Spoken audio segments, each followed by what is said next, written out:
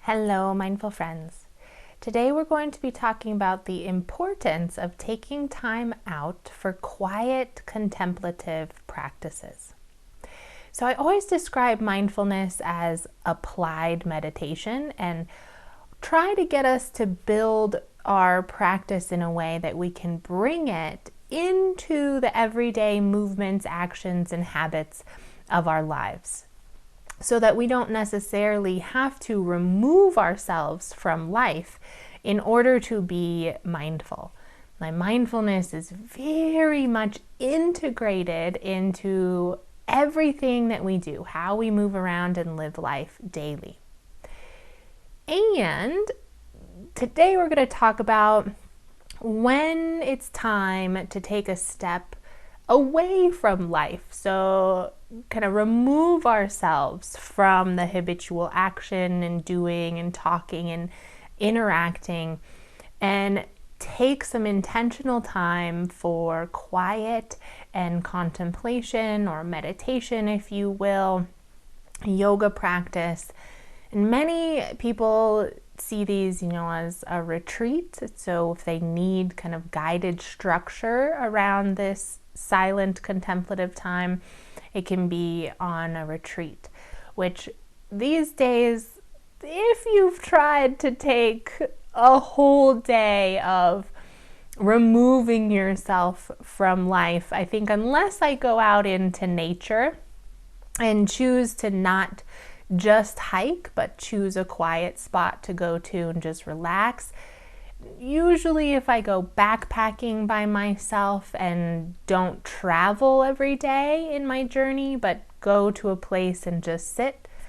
But unless I do that, so remove myself by going to nature, it's hard for me to get extended periods of time of quiet contemplation unless I kind of leave my everyday life. So doing it at home where other people are coming and going, or where you can see outside, or the mailman comes by, or someone stops by, the dog has needs.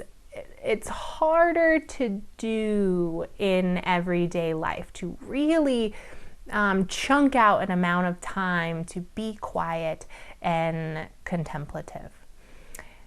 But it is a very important and healing, I find, to do it every now and then. So it can even, we can do it in smaller chunks of, like, I'll do 20 minutes of meditation. That's very doable in our home, right? We close the door, we create a quiet space, we engage in that quiet time for a limited amount of time. And that works too. We can incorporate that kind of weekly, trying to get this quieter time.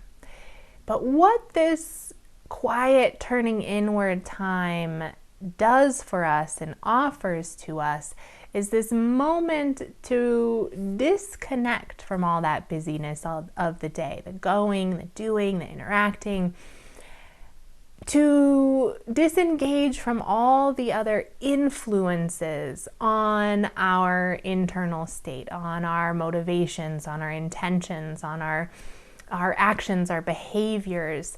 There's a lot playing in that can distract us and kind of take our attention, direct us in different ways.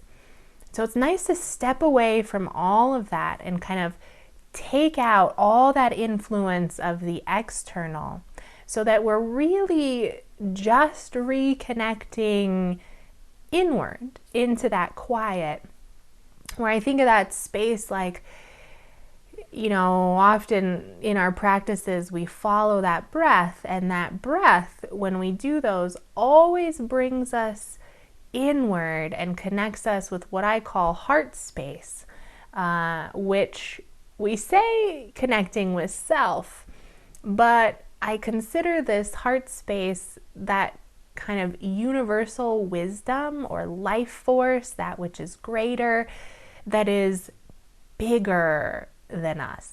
So it's funny, like disconnecting from the world, as in kind of the surface, everyday world, to follow the breath, to slow down, to connect inward, to listen, to remember heart, and in that way grow even more expansive to our connection to the deeper sense of the whole system, of the whole world. So it's like coming in order to expand and connect with that deeper, greater wisdom. And what this does for us is to remind us of what's really most important. So here it's like I get in touch with this deeper life force within me, that like I said, that which is greater, the energy that runs through all of us, remembering our place in this miraculous system. And when we get in touch with that and what I call the heart's center, it's this quiet time allows us to leave behind the distractions and realign with heart. And when we say, I say realign with heart, is what offers us to live with peace, purpose, and happiness. That's why I always say about why I teach mindfulness and why it's so important to stay connected to heart. And the reason is that the heart, like I said, is connected to that which is greater, connected to this universal knowing that loves you, knows you have a very special place here in this life, on this planet, and knows kind of the deeper meaning behind what you're doing here and your choices and who you are, how you show up. So when we reconnect, it helps us to let go of all the other things we're driven by. And remember these true values, which end up really giving us true happiness that's led by us leading meaningful, purposeful, aligned lives.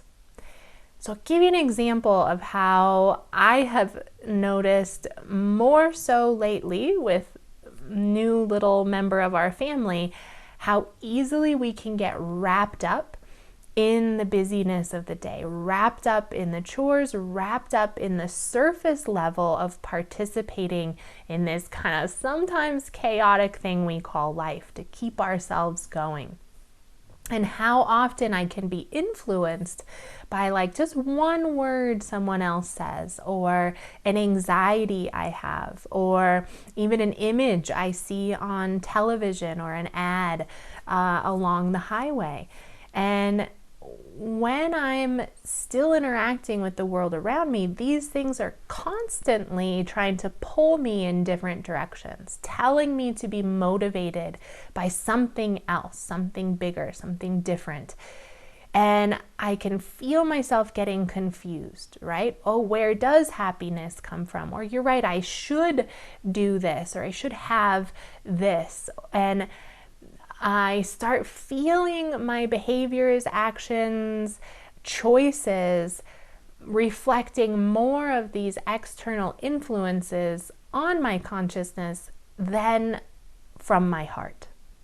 And this leads to choices that end up not serving me very well and not truly making me happy, leading to more stress, more doing, more disengagement from the true me. And so as I was noticing this, and my husband as well, noticing how hard it is to kind of make choices together and as a family now. And so what we ended up doing is creating a little values list. So true values, heart values of what is it that is this wisdom of the heart that keeps us aligned. And so we have a nice long list of values that are my deep heart values, Will's deep heart values, and then we're creating one that is a family deep heart values. And so that when we are interacting with life, we can turn back to this value sheet and look at, is the choice we're making really aligned with what we said was our heart alignment with our true happiness? And so this is a way of staying connected. And in order to do that, we had to take a step back from the engagement with life. We had to quiet and turn back inward. And the longer I can do these kind of extended sits or extended periods of quiet and turning inward, the stronger my heart values become, the more centered and grounded and stable I become on what my values really are. And it becomes easier for me to stay aligned with those, to make choices in my everyday life based on those. So it's very important. It really, really serves us well to take time away, like I said, from all that external influence, all the noise coming in telling you what you should prioritize, what you should value, who you should be. And contemplative time is time to turn inward and, like I said, listen to that deeper wisdom, the deeper heart, the deeper connection to that wisdom that knows how to keep you truly healthy and happy and well and purposeful. So that is why I'm very, very excited about this Saturday coming up. I'm offering an extended sit period, a semi-silent retreat from 8 o'clock until 1. And as far as what is offered here in Montrose, I think it's a great gift and it's a great possibility to engage a little bit with that. So I'm excited for you, those of you who have signed up. I'm excited to do that with you. Doing it in groups makes it even more powerful sometimes.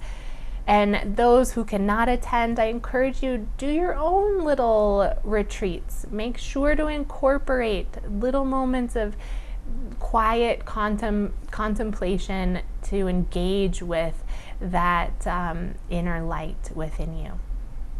So I look forward to engaging with that quiet contemplation with you guys on Saturday, and I hope to see the rest of you very soon.